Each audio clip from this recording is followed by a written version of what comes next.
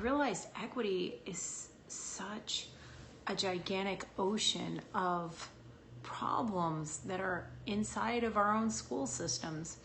I saw a student panel and they were talking about how essentially there are some schools in New York City that are still segregated, and I looked at this ocean of inequity and I wanted to start something. I wanted to do something now, and so I am.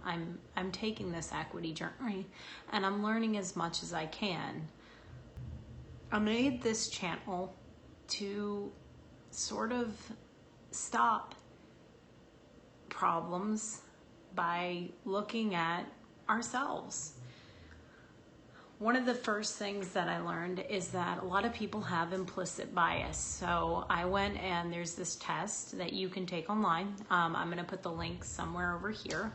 And it's the Harvard Implicit Bias Test. So I sat and I took these tests. It probably took me a good couple hours to get through all of them, and I found out I have implicit bias for young over old. I don't know why. Gender, that I associate females with more liberal arts careers and males with science, and also females with family and males with careers. And obviously I had no idea that I even held these biases.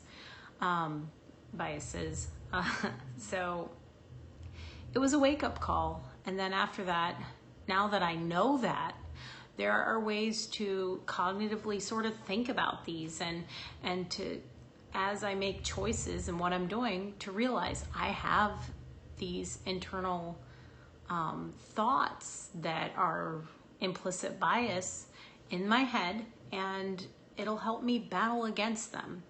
So we're afraid to share those things because we feel like those bias make us bad, but that's sort of how I grew up. I mean, my mom was at home and she was a homemaker, and so I didn't realize that that had such an effect on my mental state. And my dad went to work. But that's just how I grew up. And now that I know that, I can also be aware of it and start to battle it. We as teachers need to open up these conversations, and not just once a year at some random PD on equity.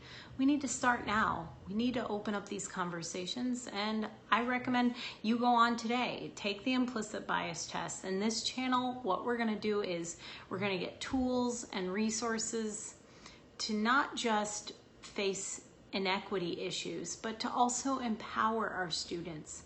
And one of the greatest things we can do is to know about ourselves and then to learn about the kids in our classes. But it has to start with us. We need to know our own bias and problems in order to grow for our students and become better teachers. So I've taken the test. I let you know some of my own personal bias. Why don't you do the same and let me know what your bias end up being, and then we'll open up the conversation together. It's not a solution to the problem, but it's a step in the right direction.